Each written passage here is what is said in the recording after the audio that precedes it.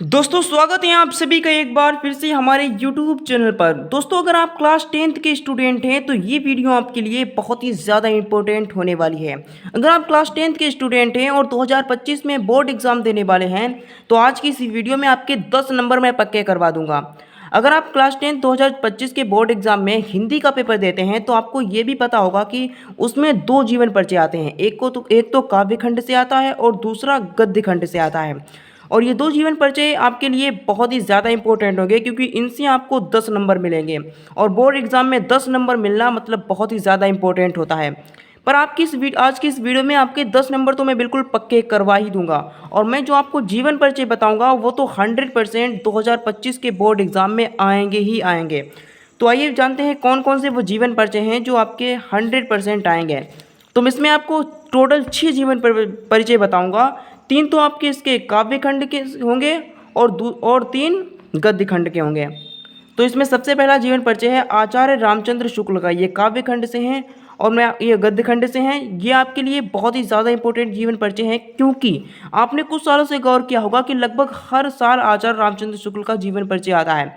ये काफ़ी शॉर्ट जीवन परिचय है, इनकी कृतियाँ भी काफ़ी सरल हैं। आप इसको याद कर लें, ये 100% आ सकता है, काफ़ी कठिन नहीं है, हल्का ही हल्का है। ये 1884 में इनका जन्म हुआ था और 1941 में इनका देहांत हो गया था। काफ़ी शॉर्ट जीवन परिचय, इसको आप आसानी से याद कर सकते हैं। इसमें सेकंड जीवन परिचय है जयशंकर प्रसाद का। ये भी लगभग हर साल ही आता है, काफ़ी इंपॉर्टेंट जीवन परिचय है, इसको याद कर लें तो आपके 2025 के बोर्ड एग्जाम में ये जीवन परिचय आ सकता है। इनका जन्म 1889 से 1937 तक इनकी जीवन अवधि है। ठीक है, ये भी ज़्यादा कठिन जीवन परिचय नहीं है, बस आप इसमें से मेन पॉइंट याद कर ले, बाकी आप थोड़ा बनाकर भी लिख देंगे चल जाएगा। इनका ममता, ये इनकी रचना थी, ये काफ़ी फेमस इनकी रचना है। इसके बाद तीसरे जीवन परिचय को देखते हैं। ये आप ना याद करना, अगर आपको याद है तो अच्छी बात है, याद कर लेना, बाकी अगर ना याद करो तब भी कोई बात नहीं है क्योंकि ये बहुत ही कम जीवन परिचय आता है। डॉक्टर राजेंद्र प्रसाद, ये क्लास 10th के लिए सबसे इंपॉर्टेंट और महत्वपूर्ण जीवन परिचय है।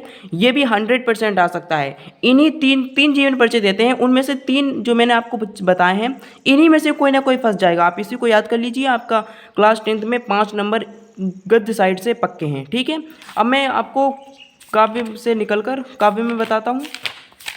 चलिए, भगवत शरण उपाध्याय, अगर ये भी याद कर लेते हैं तो ज़्यादा सही रहेगा, शायद ये भी आ सकता है। बाकी मैं आपको बिना टाइम गवाए आगे ले चलता हूँ। काव्य संकलन, ठीक है, यहाँ से आपको देखना है। इसमें आपका सूरदास सबसे पहला होगा, शायद देखते हैं। हाँ, सूरदास है, इनकी जीवन अवधि 1478 से 1583 तक है। ये भी काफ़ी इंपॉर्टेंट जीवन परिचय है, इसको आप याद कर लीजिए। इनकी रचनाएं देखिए कितनी आसान रचनाएं, आपको इसकी रचनाएं बहुत ही आसान है, इसको आप आसानी से याद कर सकते हैं। और हाँ, आपको एक इम्पोर्टेंट चीज़ बता दूं, अगर कोई आता है, जैसे मान लो कोई दोहा आता है तो उसको पहचानना है कि ये किसका दोहा है, तो सूरदास का दोहा पहचानना बहुत ही आसान होता है क्योंकि इनके हर एक दोहे के लास्ट वाली पंक्ति में सूर शब्द का इस्तेमाल किया जाता है, तो इससे आप आसानी से पता लगा सकते हैं। अब देखते हैं काव्य में दूसरा जीवन परिचय कौन सा है, गोस्वामी तुलसीदास का। ये भी आपको याद कर लेना है क्योंकि ये काफ़ी इंपॉर्टेंट जीवन परिचय है, क्लास 10th के लगभग सारे एग्जाम में आ जाता है। ठीक है, ये आपको याद कर लेना है। इसके बाद तीसरे जीवन परिचय को देखते हैं, महादेवी वर्मा। रसकान का याद करना चाहते हैं तो कर लेना, इसमें कोई दिक्कत वाली बात नहीं है। महादेवी वर्मा, बिहारी लाल का भी आपको याद कर लेना है क्योंकि ये काफ़ी इंपॉर्टेंट ये भी है।